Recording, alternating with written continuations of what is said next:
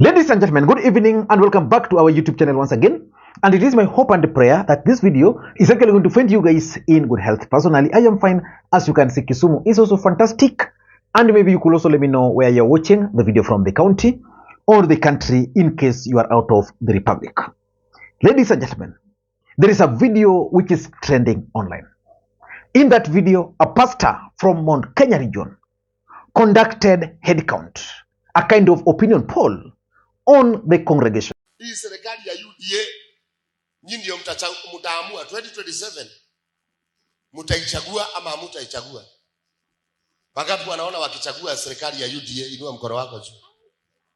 Wangapi wanaona mpaka hapo hii lazima iende nyumbani? Inua mkono wako juu. Inua kabisa mkono juu. Pastors hatuko pamoja. Kama unasema serikali itaenda nyumbani, inua mkono wako juu. Iende nyumbani. Kanisa zima kila mtu amesema hii serikali lazima itaenda wapi? Itaenda nyumbani. Hebu inua mkono tena. Wala wanasema hii serikali lazima iende asubuhi na mapema. Kura yangu ni iende nyumbani. Inua mkono juu. Si unaona? Kwa nini mnataka iende nyumbani? Maana haijakuwa nzuri kweli. And from the response from the audience, it is clear that majority of them would not vote for William Ruto in 2027. And the question which majority of Kenyans are asking is, what is really happening to William Ruto in Mount Kenya? Which takes us to another question. Why do you think William Ruto is no longer visiting Mount Kenya the way he used to visit before? Because during the last election, William Ruto would visit Mount Kenya 5 times in a week and the rest of the country 2 times in a week. But we are seeing a different strategy from William Ruto. William Ruto is currently focusing more in the Luhya nation. Is there something that William Ruto knows that some of us might not know? The truth of the matter is that William Ruto understands one thing, that the mountain is deserting him. And the only remedy is in the Luhya nation. And that's why William Ruto is currently focusing more in the Luhya nation. And today, Jeremiah Kioni, the Secretary General of Jubilee Party, made some comments on Spice FM. And the statement by Jeremiah Kioni actually caught my attention. According to Jeremiah Kioni, Mount Kenya will bring William Ruto down. And for me, I listened to Jeremiah Kioni and I agree with him completely. According to Jeremiah Kioni, Ruto used Mount Kenya to rig the 2027 presidential election, which is a fact. The truth is, in 2013 and 2017, there was the narrative of the tyranny of numbers. In 2022, William Ruto wanted to use that tyranny of numbers by consolidating the mountain and consolidating the Rift Valley. And of course, you remember there was the fallout between Ruto and Raila. And Raila had banked on winning the support of the mountain.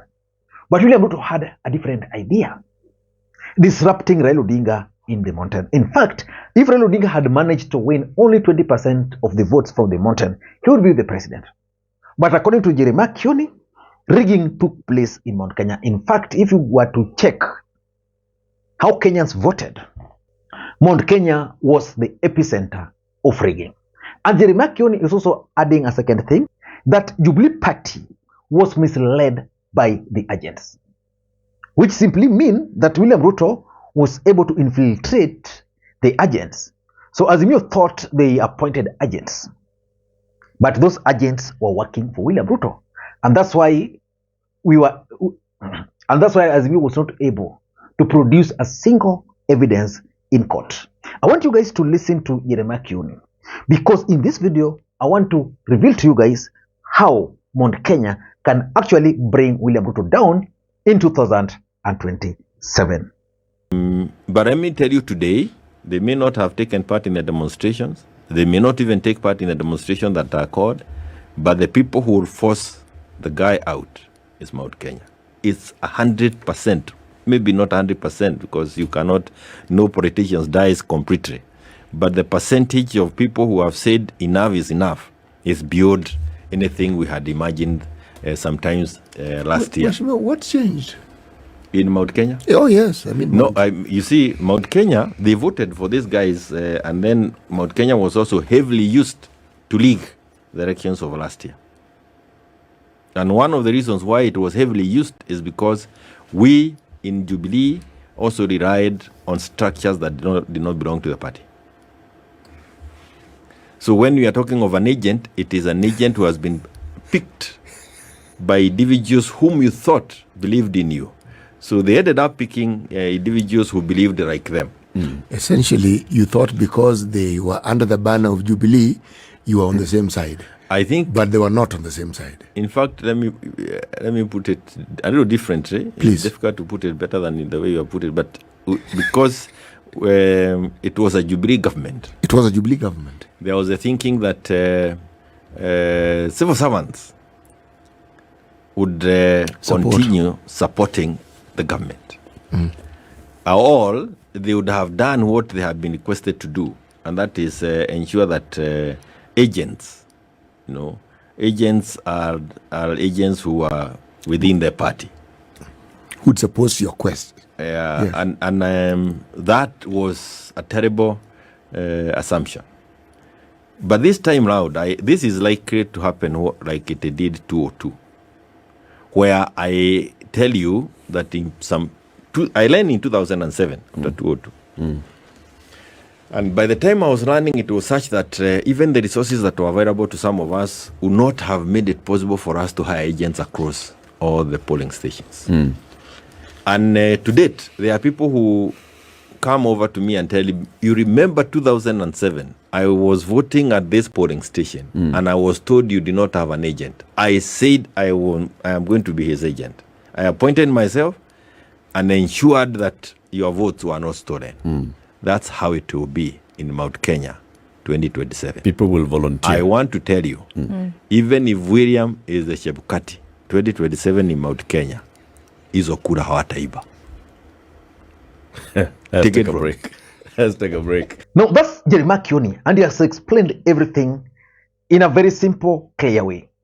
But how can Mount Kenya bring William Ruto down? The truth of the matter is that if you remove Mount Kenya from William Ruto, he's finished. And that's currently the discussion within Azimio. Whether Azimio should support Raila Odinga, whether they should support Kalonzo, or whether they should support someone from Mount Kenya. Because there's a group which feels that if they were to support someone from Mount Kenya, then that person will be able to consolidate Mount Kenya votes. And therefore, those Mount Kenya voters will dump William Samoei Arap Ruto. But how can Mount Kenya make Ruto a one-term president? That's exactly what I want us to do in this video. Before we do that, for those who are watching this channel for the first time, please take a second or two, click the subscribe button so that next time we produce a video like this, YouTube will automatically notify you. And to the subscribers, I want to continue thanking you guys for your continued support. Because without that support, this channel cannot be where it is. Ladies and gentlemen, without any further ado, allow me to dive in. How can Mount Kenya bring William Ruto down? That is the question. Here are my answers. Number one, voter apathy. The truth of the matter is that even in the last election, there was serious voter apathy in Mount Kenya. But what happened was that William Ruto had some servers somewhere through Jose Kamago. And those servers voted for Mount Kenya. And that's why at the end of the day, the turnout in Mount Kenya was so high. That was all the truth. But in 2027, if Azimio were to protect their votes, they can ensure that in Mount Kenya, there's going to be another thing. I'm saying this because Mount Kenya really wanted to vote for Ruto, those who wanted to vote for him, because of Raila Odinga, because of the promises William Ruto made to them, because of the narrative which William Ruto advanced. Currently, is there anything that can motivate a young Kikuyu man to wake up very early in the morning to go and vote for William Ruto? That is the question.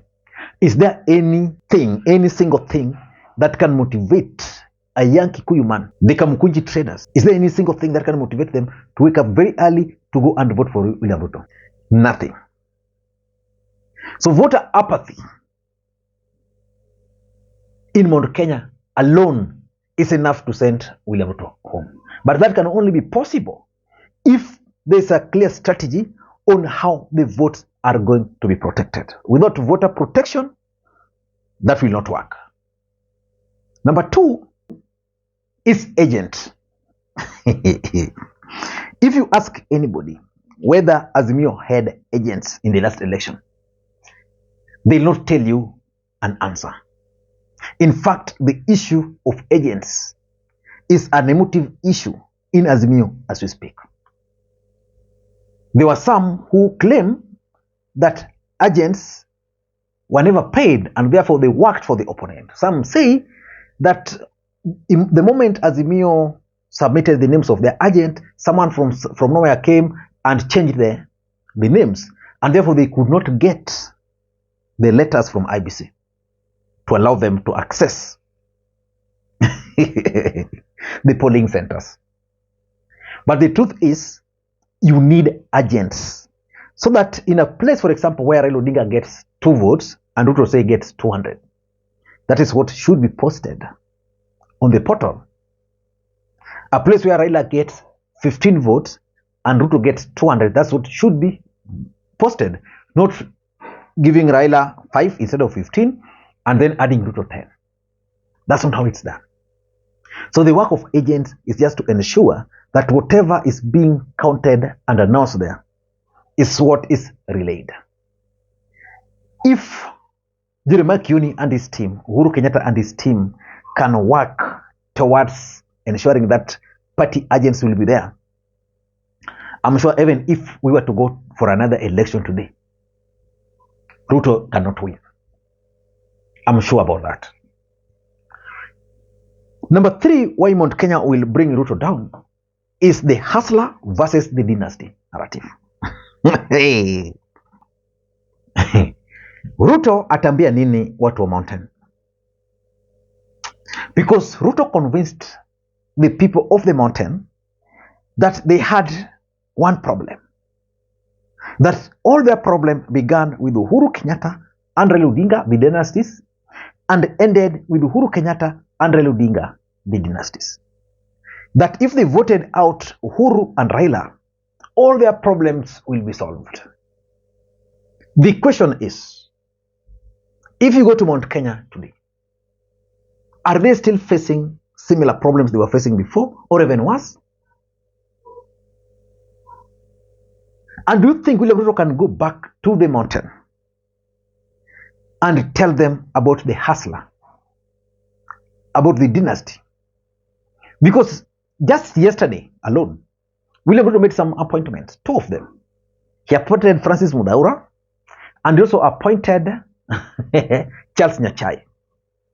Now, how can you convince someone that Nyachai is not a hustler, but Uhuru is a hustler? And the thing is, since William Ruto took over, Kenyans are even regretting that at least the hustler, the dynasty. So the hustler narrative is not there. And let me ask you, is there any other factor or narrative that William Ruto used in the last election to unite the country other than the hustler narrative?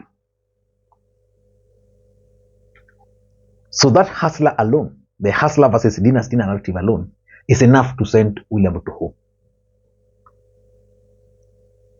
Number 4 is what I call the internal sabotage within Kenya Kwanza. And this is actually engineered by William Ruto. Ndindi Nyoro is emerging. Why do you think Ndindi Nyoro is emerging? Moses Kuria is emerging. Anne Waiguru was mentioned the other day, and today I saw Anne Waiguru with Ruto. Of course, there's Rigathi Gachagua. All these guys are competing against each other, which means they'll start sabotaging each other. And that will definitely mark the end of Kenya Kwanza. And lastly, there is 2 factors here, which I can combine. Uhuru Kenyatta factor and the need for Mount Kenya political party. Uhuru Kenyatta is a man on a revenge mission. He's doing so well currently. He's keeping quiet and therefore winning sympathy. The mountain are regretting. There are certain things Uhuru Kenyatta used to do to them that they are no longer experiencing. In fact, sometimes I pity Azimio. If they had a good strategy, they can just point out the energy sector, which was under the grip of the mountain, and today is under the grip of Rift Valley. They can point out the finance, because they were given the Ministry for Finance. The person calling the shots there is the PS, to an extent that the CS wanted to resign. So which means they don't even control that docket. Uhuru Kenyatta really favored them. And of course, they need to have Mount Kenya-based political party. If you look at UDA, whatever is happening in UDA, William Ruto is transferring the ownership of that party to the Luhya nation. Yeah. Because of those, I tend to think that, just like Jeremiah Kioni opined, Mount Kenya will bring William Ruto down. But only if Azimio are serious. I don't know what you think. That's my take. Until next time, this is Lee Makwiny. Bye-bye.